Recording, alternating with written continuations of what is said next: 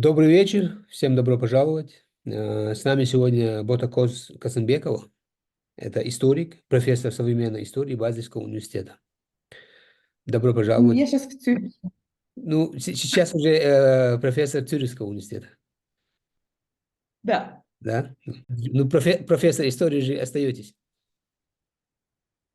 да. Это самое главное, да. А, Вы автор, возможно, одной из самых лучших статей, написанных на английском языке по тематике русско-чеченских войн и отношений в целом. Статья называется «Путь к демократизации России лежит через Чечню». Статья вышла на ресурсе foreignpolicy.com и в марте 2023 года. Я прикреплю эту статью к этому видео в описании, чтобы зрители тоже могли ее почитать. Потому что действительно я был в восторге. Да, я ее всем перекидывал, всем о ней говорил. В этой статье вы упоминаете, что и Ельцин, и Путин использовали войны в Чечне для усиления личной власти. Как вы считаете, могла ли Россия пойти по другому пути развития, если бы не было этих войн? Или все-таки эти войны были естественным, неизбежным результатом имперской политики? Да, вот здесь, мне кажется, очень важно понять, что Россия, она осталась империей. То есть Россия, как бы я вот в последнее время пытаюсь не использовать слово «Россия», но только использовать его как концептуально, что вот империя пытается продать себя как нацию. Но на самом деле нации нет, есть империя. И вот когда разрушился Советский Союз, распал, то появились нации, это вот бывшие колонизированные нации, вот они вышли нации, там Литва, Латвия, Украина, Казахстан, вот произошли какие-никакие, возможно, с разным уровнем даже сознания национального, но это были нации. А вот Россия, то, что мы сегодня называем Россия, вот Российская Федерация, это вот осталась империя. То есть, и поэтому вот мы видим вот эту огромную разницу между тем, что произошло там в Украине, тем, что произошло там в Эстонии, тем, что произошло в Российской империи. И вот когда мы начнем называть Россию Российской империей, вот сегодня она до сих пор империя, то, мне кажется, очень многое станет ясным, что вот Российская империя вела войны, да, но потому что это осталась империя, она и вела войны. То есть там одно связано с другим. Вот, например, не каждая диктатура может быть колониальной или имперской, да, вот есть, например, Туркменистан, вот, но они изолированы, туда даже очень сложно попасть человеку, вот просто посетить эту страну. Это диктатура, это жестко авторитарный режим, государства, но это не империя, они никого не захватывают, вот они изолировались. А, но каждая колониальная империя, она диктаторская. То есть особенно для колонизированных, да, то есть это в любом случае вот такая, особенно, ну, как бы Российская империя, я ее категоризирую как поселенческая империя, тем более вот эта империя поселенческого типа или территориального типа, она вот такая, она колониальная диктатура, то есть здесь вот колониализм и диктатура, они связаны, и поэтому пока Российская империя остается империей, она всегда будет авторитарной, она не может никогда стать демократической, будучи империей. Вот в 1945 году вот фашистская Германия, это тоже была империя. И вот когда в 1945 году никто не думал, что вот они, вот если они проиграют войну, то они просто реформируются, да, что вот Германия, она просто реформируется. Она не сможет просто так реформироваться, потому что система выработалась такая, что империя была завязана на политическом режиме. И вот то же самое сейчас в России. То есть империя завязана на политическом режиме. Поэтому пока вот не будет проработана вот эта имперская составная, да, и структурно, и идентичность, и вот это самосознание, то демократии никогда не будет. То есть поэтому совершенно ну, недостаточно и смешно, мне кажется, просто говорить о Путине, просто говорить о режиме политическом. Пока вот не будет проработана вот эта имперская часть, то, естественно, это останется диктатура. В плане Чечни, да, естественно, империя, она как живет? Она живет за счет своих колоний. И, естественно, вот когда уже невозможно было вот эти республики удержать, просто не хватало ни сил, ни возможностей, то нужно было удержать хотя бы какую-то часть империи, потому что так, ну, не было продумано, во-первых, вот стать нацией, а во-вторых, ну, само историческое развитие, как вот Российская империя той территории, как вот, которую мы имеем сейчас, она была продумана так, чтобы она никогда не распалась. И вот это проблема. Вот, например, например, вот Башкортостан, между Башкортостаном и Казахстаном вот был создан вот этот коридор, да, для того, чтобы она не распалась. И поэтому работать над тем вот, чтобы Российская империя превратилась, когда-то стала нацией, это как раз-таки вопрос о демократизации. И когда Москва напала на Чечню, она решила, что империя мне важнее, чем нация, чем демократия. Это вот был такой решающий момент. И вот просто убивать своих собственных граждан, это было бы нонсенс. Вот если бы пошли вот и начали бы, например, Петербург, да, вот бомбить Петербург, его вот, или там, например, Курск, да, или, например, какой-то другой город. Но это было невозможно просто взять и какую-то часть вот России, центральной России, разбомбить полностью людей. Ну вот, ну, это не представлено. Но здесь это именно был такой имперский шаг. И вот было принято решение, что нацией мы становиться не будем, не можем, не хотим, потому что империя для нас слишком важна. Тут такой момент бы такой, я должен отметить. Вы сказали, своих граждан бомбили, убивали.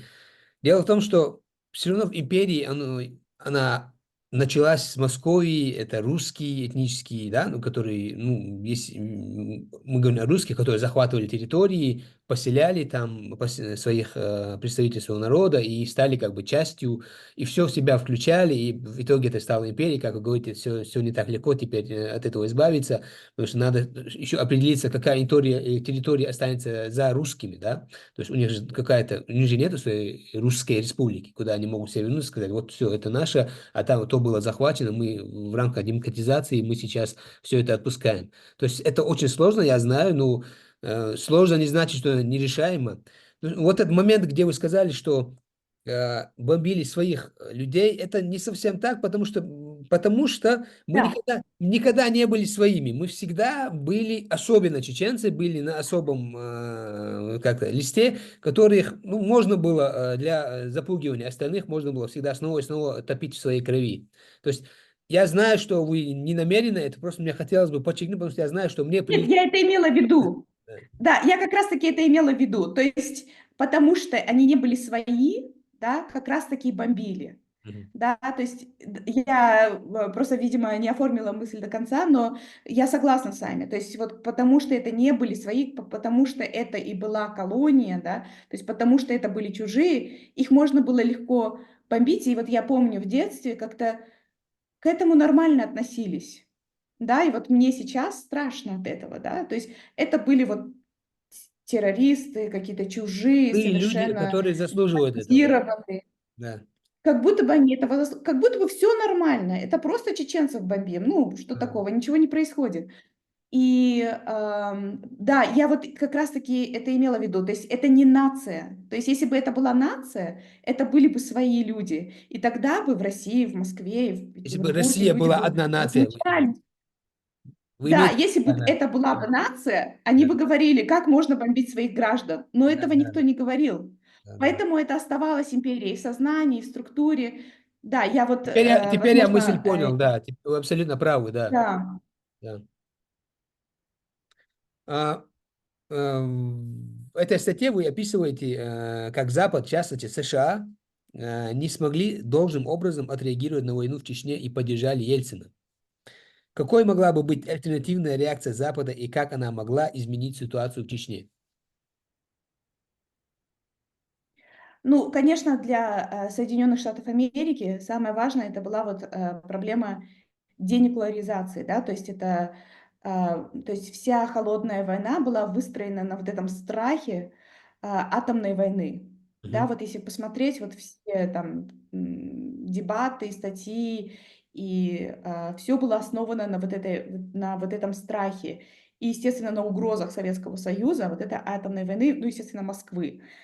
И как бы для того, чтобы как бы Украина, Беларусь, Казахстан отдали свои ядерные запасы, и для того, чтобы Россия как бы уменьшила свой состав ядерный, были готовы закрывать глаза на все. Вот очень, например, сейчас, да, вот во время полномасштабной войны, в принципе, Запад бы мог более активно помогать Украине, да, но вот всегда вот это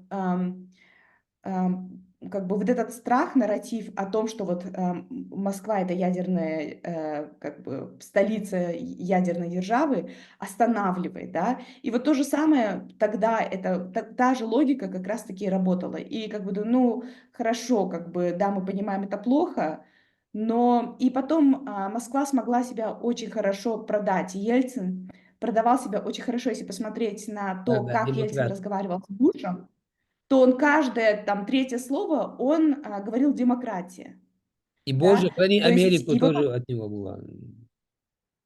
Есть у него как? видео, где он кричит: Боже, храни Америку в Америке. Он, по-моему, в Нью-Йорке выступает, он говорит.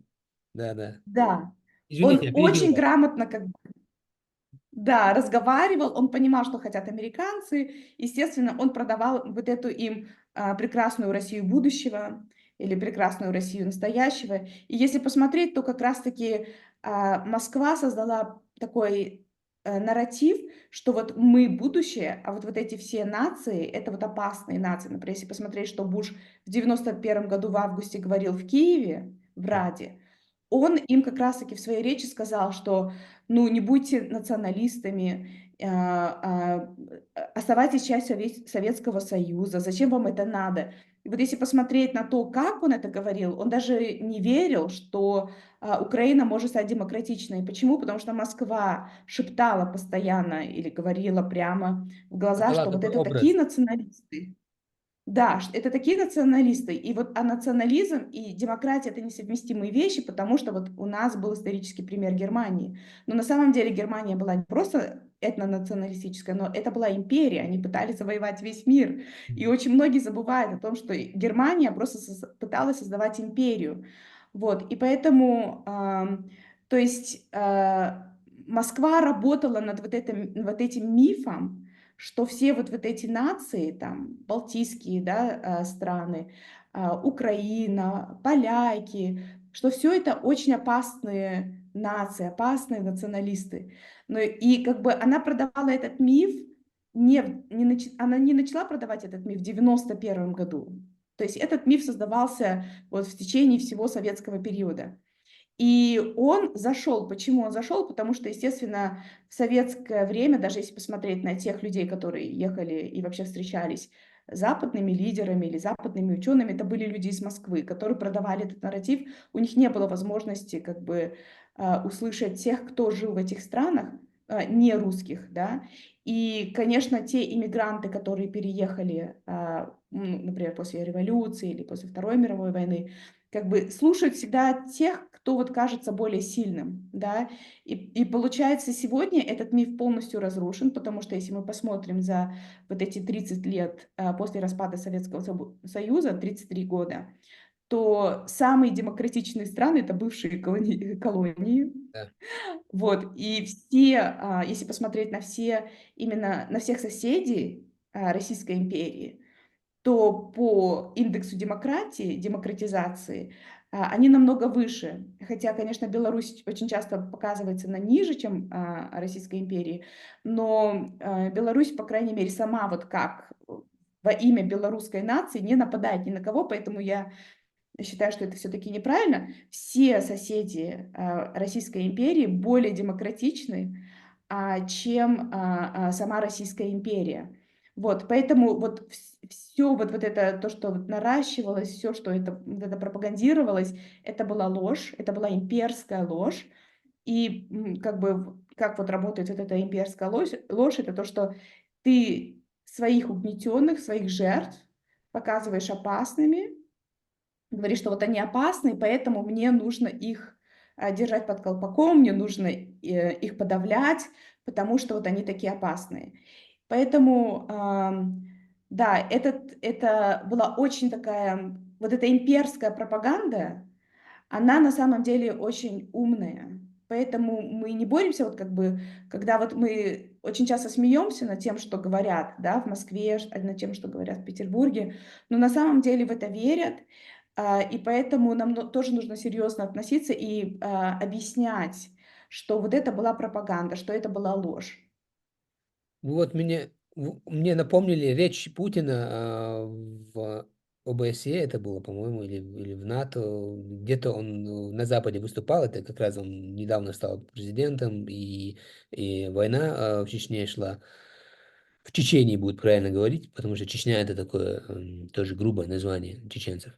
И он там выступая говорит, вот они, у них радикалы, вот у них вы все кефирами вас всех называют по их идеологии, они после нас будут воевать с вами, вот и, мол, он как бы удерживает, спасает демократический Запад и стал таким защитником свободного мира и борется против террористов.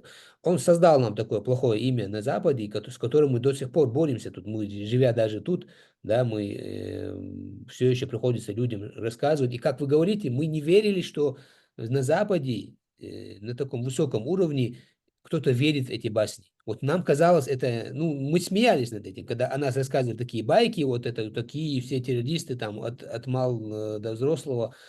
И нам это казалось каким-то смешным анекдотом, и мы знали, да не, на Западе все прекрасно понимают и в эти глупости не верят. А на самом деле оказывается, что верят, и потому что это также действительно единственный нарратив, который они слышат.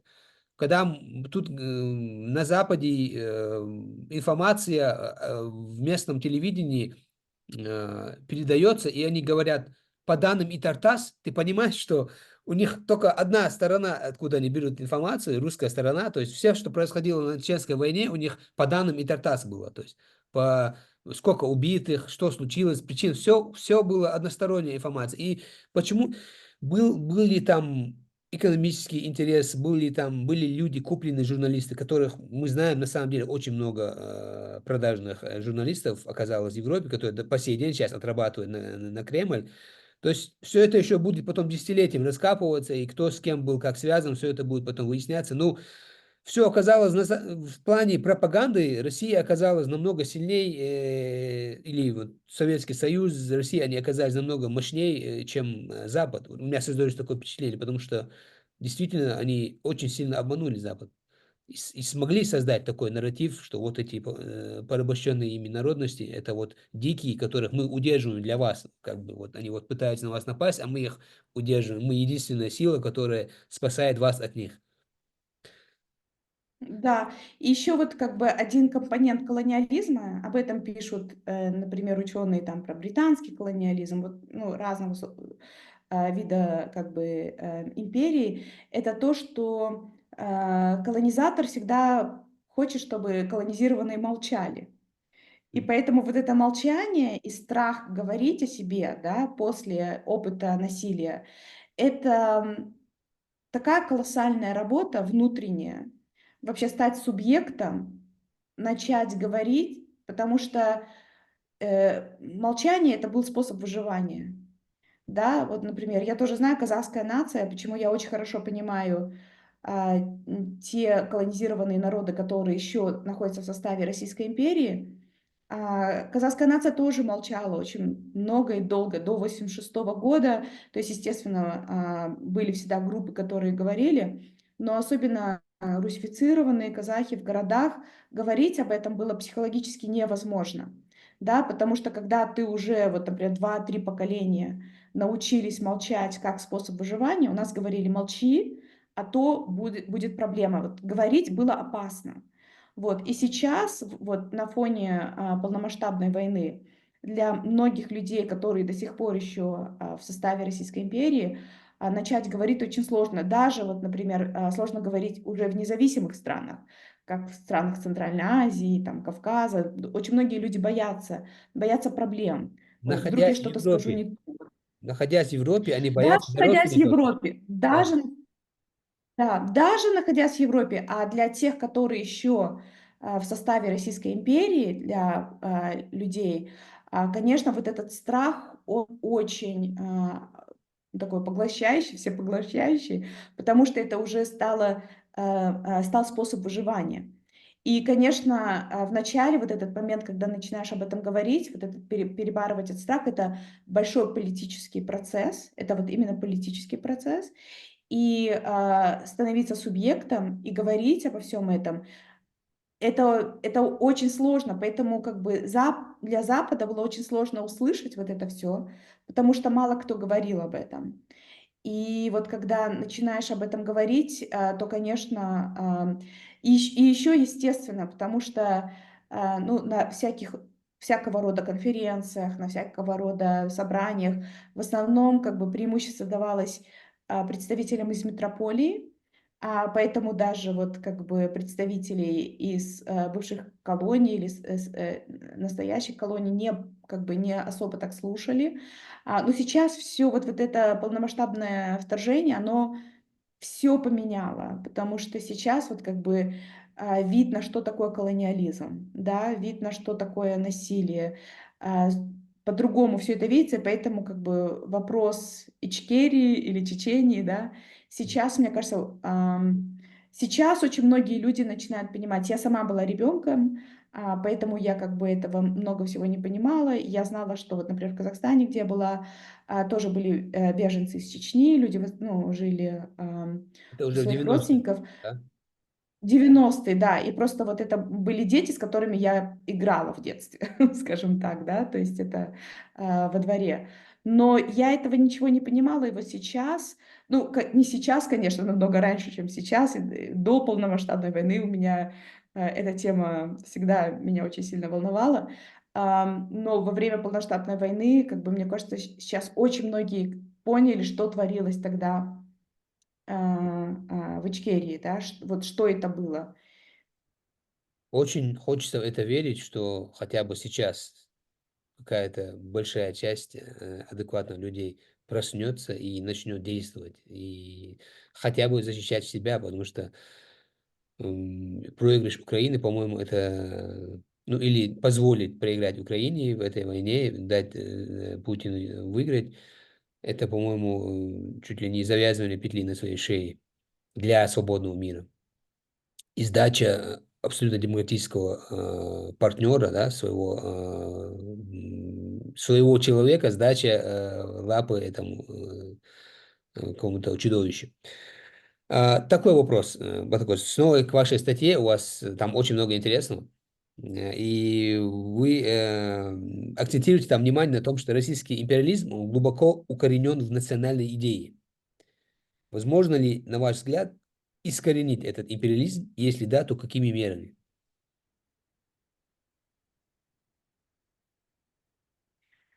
Да, это очень хороший вопрос. Знаете, вот в 89 году один очень хороший американский историк Советского Союза написал очень хорошую статью, где он объяснял американскому правительству, это в университете Беркли, это один из самых лучших университетов калифорнийских. Он написал статью, объясняя американскому правительству, почему не нужно поддерживать Горбачева. Да, ни финансово, никак. И это один из самых лучших историков Советского Союза. И он объяснил это тем, что коммунизм невозможно реформировать. А Горбачев хотел реформировать коммунизм, и он доказал, что это невозможно. То есть основы настолько несовместимы с демократией, основы коммунизма, и так как Горбачев никак не хотел вот полностью изменить систему, вот основы, а хотел просто вот как-то вот что-то там немножечко переделать, что это было бы невозможно. Я думаю, то же самое сегодня у нас с российским колониализмом, что российский колониализм реформировать невозможно. Вот что вот оно вот так, вот эта империя останется, и родится нация. Очень многие как бы российские интеллектуалы, либералы пытаются продать вот эту идею, что Россия, ну, они называют это Россия, что Российская империя то же самое, что США. Да, вот мы такие же, как и вы, вот у нас тоже есть коренное население. Я считаю, что это как бы достаточно неправильный термин. Это не коренное, это нации, да, то есть вот у вас есть там коренное население, у нас есть коренное население, Сравнивать нас с но индейцами. фундамент США, как? Они Да. сравнивают нас с индейцами, да. Да. Да.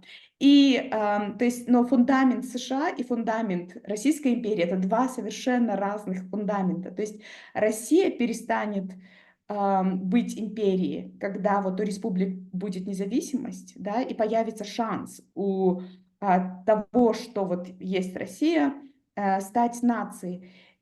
И как бы Россия как бы только благодаря диктатуре Россия может быть империей.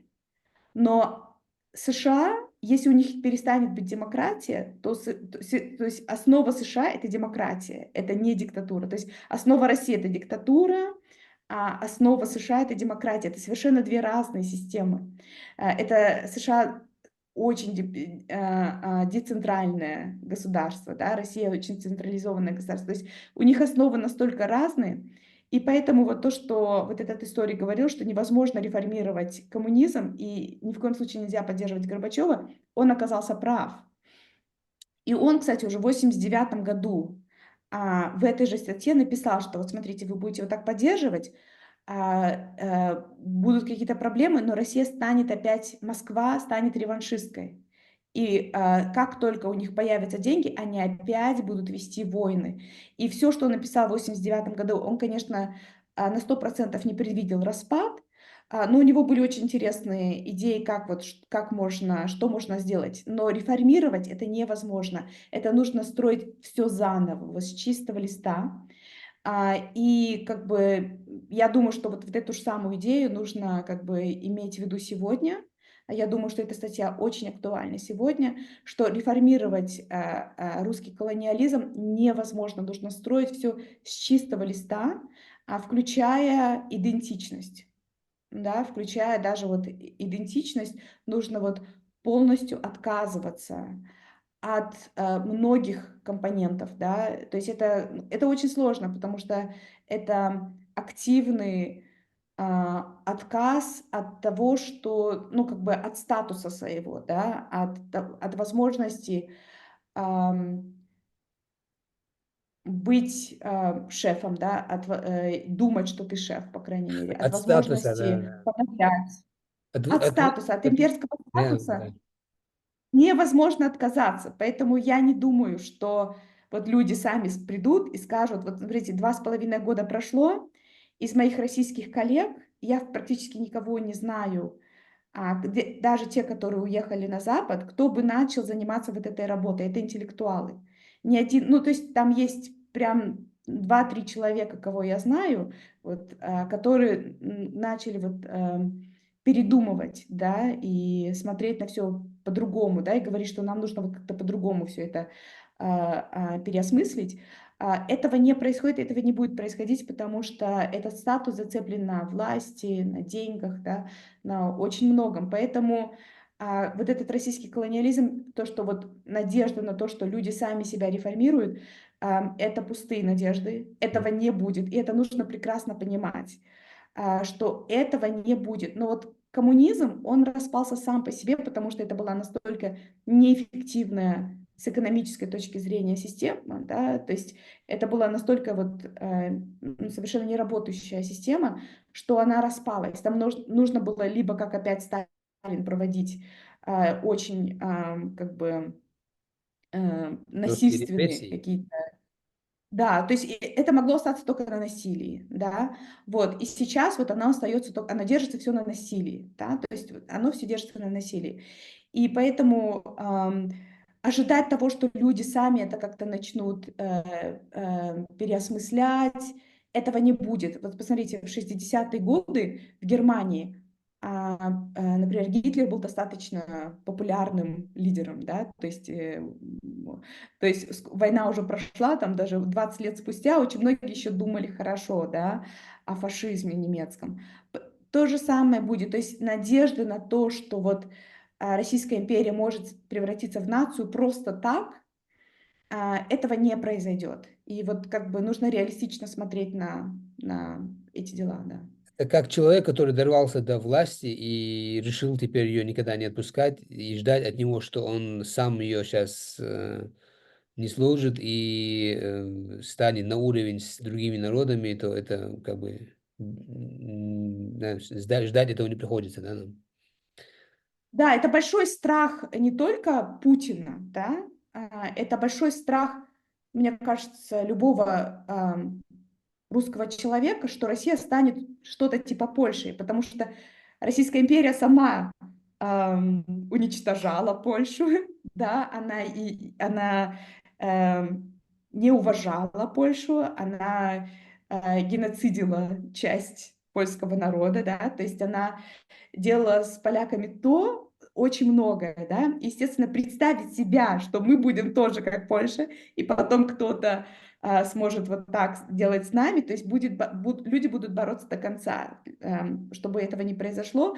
Поэтому вот что объединяет именно и вот путинскую, да, вот, скажем так, элиту или вот часть населения, кто поддерживает его, и либеральную оппозицию, что вот их объединяет, да, это вот вы можете посмотреть этот мультик «Масяня», который вышел в начале, после вот полномасштабной войны, какая-то там 600-я серия, не помню, какая-то серия, и вот там в этом мультике показано, вот прям берутся оригинальные вот события, которые происходили в Украине, и это все переносится на Петербург, и как будто бы вот китайцы напали на Петербург, и вот бедные русские, они вот жертвы китайцев, да, то есть вот этот страх, что мы тоже потом будем теми, вот что мы делали другим, что потом нам это будут делать.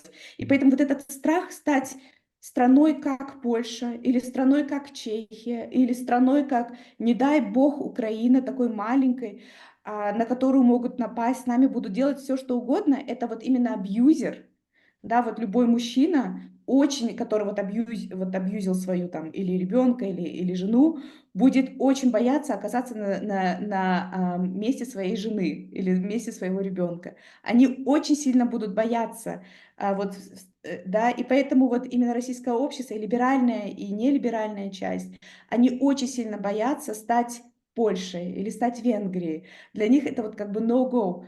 А то, что, например, Польша — это демократическая страна, что это страна, которая ведет диалог сама с собой, в которой есть свобода, в которой нет политических заключенных, в которой есть у человека есть чувство собственного достоинства. Да? Даже в Украине. Вот я помню в 2019 году, когда я повезла в очередной раз своих студентов немецких в Украину на экскурсию, Мгм. вот одно то, что я сказала своим студентам, это: вы знаете, здесь воздух свободы. Вот здесь это ни капельки не Российская империя. Это день и ночь. Вот, и это было в воздухе. То, как люди разговаривают, то, как люди смотрят. Вот это чувство собственного достоинства — это такой самый большой фактор, который отличал. Я говорю, я это преподавала своим студентам, да, находясь в Киеве.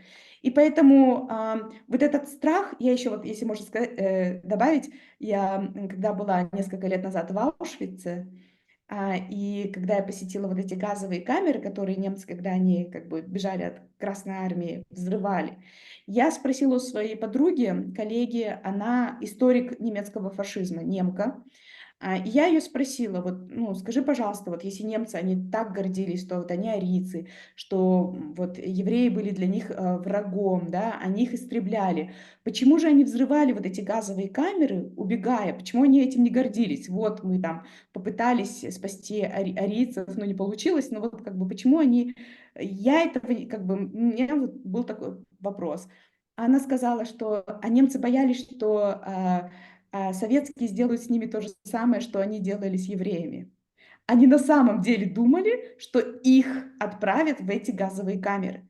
То есть колонизатор всегда боится оказаться на месте колонизированных, так же как абьюзер всегда боится оказаться на месте своей жертвы. И то же самое все российское общество боится, и либеральное, и нелиберальное, боится оказаться на месте Польши, на месте Украины, быть как мы, быть нациями. И эта идея, эта мысль, она настолько неприемлема, что поэтому Российская империя будет оставаться империей, поэтому ее невозможно реформировать, она никогда не будет реформировать саму себя, поэтому она может, то есть она может только не состояться, скажем так. Разделиться на более мелкие государства? Вот М, Она не разделится. Здесь вот мне кажется, что вот это как бы это тоже такой имперский нарратив, да, вот этот крах, да, то есть потом, возможно, это буду так и называть, но вот сейчас вот это очень доброе дело, когда колонизированные получают свободу. Мгм. Это прогресс, это демократия. Тем, что Чечня станет независимой, это демократизация. Вот это просто демократизация вот этого пространства. Мгм. Да? То есть как может стать демократизироваться вот то, что мы сейчас называем Россией, хотя это неправильно, как она может? С тем, что колонизированные нации наконец-то будут практиковать тот суверенитет, на который они имеют право, и быть полностью независимыми нациями. Да? То есть это не распад, это создание. Вот у меня одна такое маленькое эссе, которое я написала, его опубликовали этим летом. Оно так и называется. Это не распад, это создание. То Мгм. есть это создание многих наций, у которых появится шанс быть нациями. И вот исторически, вот французская революция 1789 года, сама вот эта идея нации, это была, что не король правит людьми, а люди правят сами собой. Нация, там именно как бы кодированное понятие демократии. То есть Мгм. это нация, это не как вот первая политическая нация такая в современности, это Франция, да, где вот они, к сожалению, да, вот у нас избавились от монархии достаточно Жестко? жестко, да. Но сама понятие нации была не просто вот нация, там, культура или там нашего, как общих языков не было. Французы не понимали друг друга в разных регионах. Не было. Это создалось в течение 100 лет, создавался французский язык, тот современный язык. На начало французской революции знали вот только там 10-12% только говорили всего населения, да. Но там идея была, что это было представительство, ну, как бы народ представляли в правительстве, то есть избирали людей, и вот эти люди представляли интересы людей обыкновенных. И вот это понятие нации, оно политическое понятие нации, а не... Это и вообще не имеет ничего общего там, с песнями, с одеждой, там, с танцами какими-то.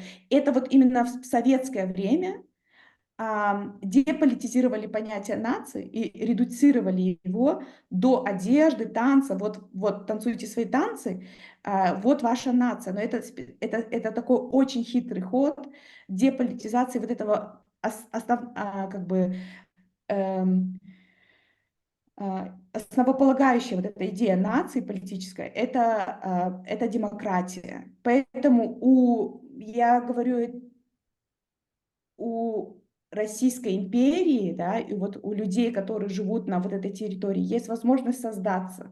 Не распасться, а создаться. Да, и создаться новым, и старым нациям по-новому жить.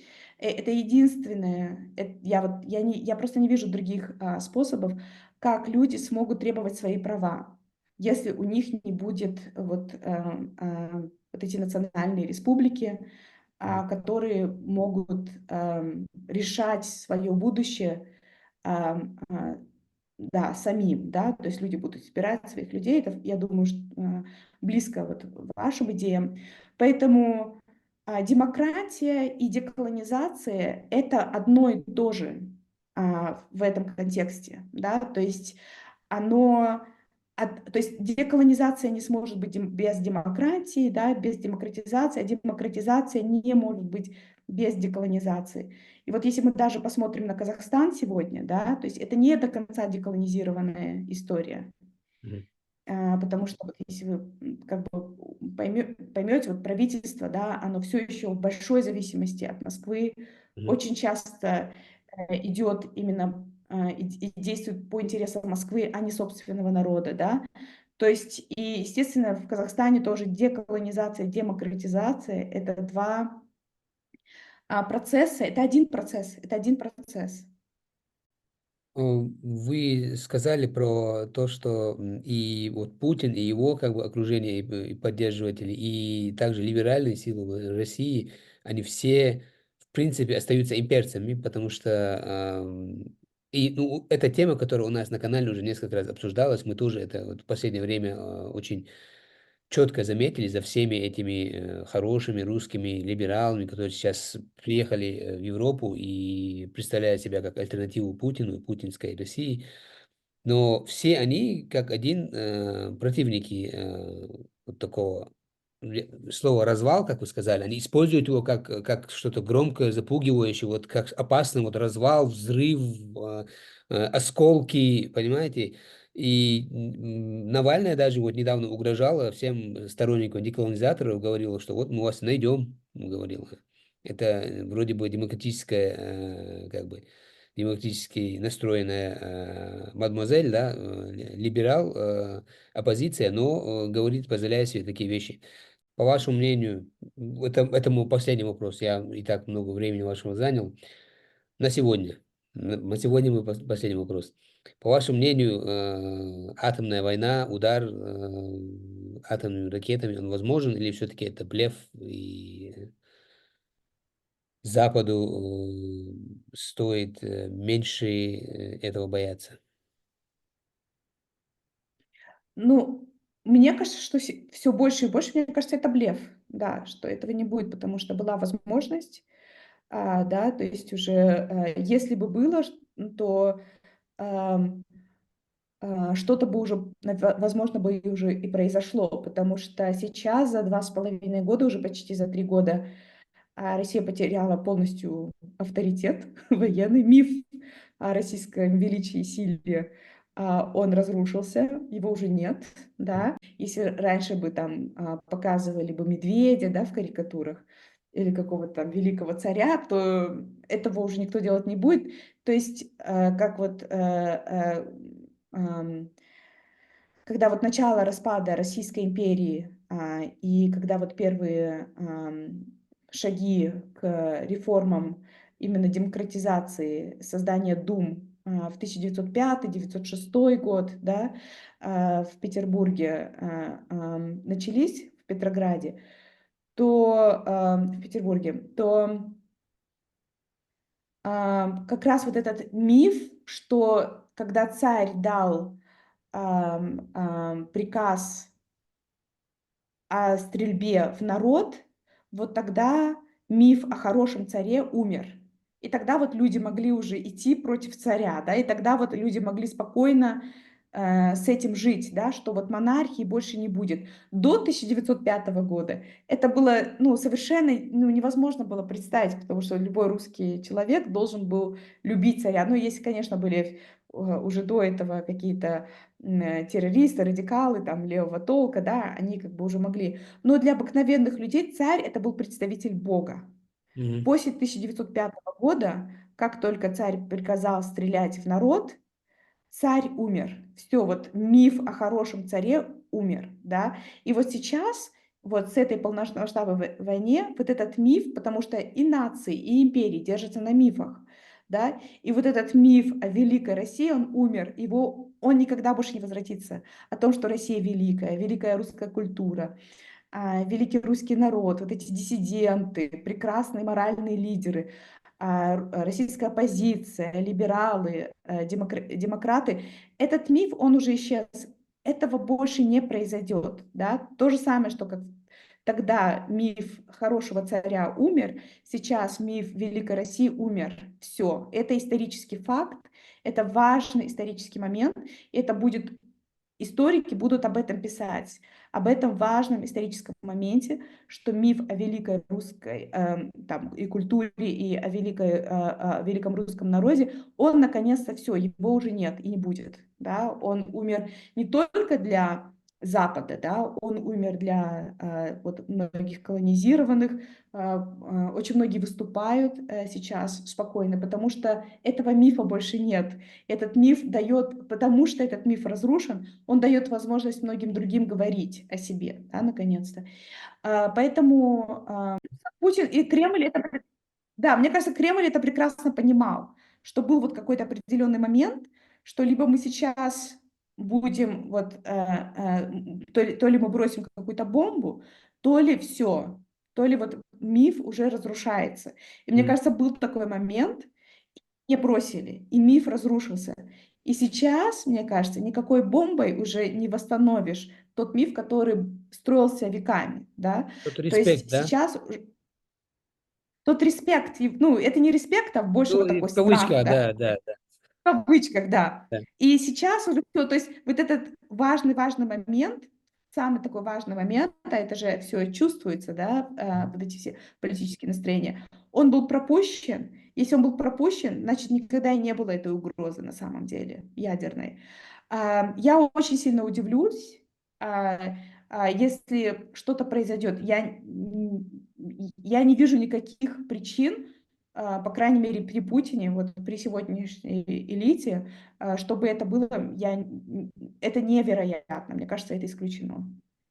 Надеюсь, эти ваши слова пророческие, и вы абсолютно правы в них. Вот так вот, мне было очень интересно сегодня с вами поговорить. Мои вопросы на сегодня закончились. Спасибо за ваше время, спасибо за время зрителей, всем, кто смотрел. Вот так вот, вы хотите что-то от себя добавить? Ну, я, конечно же, желаю вам сил, сил, и я знаю, что у вас очень сложный путь. И я очень сильно надеюсь, что, ам, да, что как бы ситуация историческая будет такая, что у вас появится шанс на самом деле, жить тоже в своей стране, посещать ее, быть туристом, даже если не переезжать, но это, мне кажется, историческая справедливость, и тогда будет демократия, когда вот мы все сможем оказаться в Ичкерии, наслаждаться этой прекрасной природой, прекрасной страной, а на Красной площади или около Красной площади наконец-то будет достойный памятник геноциду, геноцидам даже чеченского народа, и чтобы эти скульптуры, эти памятники были построены именно людьми, как бы оставшимися в живых после этих геноцидов, чеченским народом, и чтобы эта история наконец-то закончилась для вас, и да, При нашей жизни. чтобы мы все как бы могли увидеть, и мы все могли праздновать свободу, уважение, достоинство, демократию. Да, я вам желаю всего самого лучшего. Спасибо большое. Спасибо вам снова за ваше время. И до новых встреч. До новых встреч. До До свидания. свидания.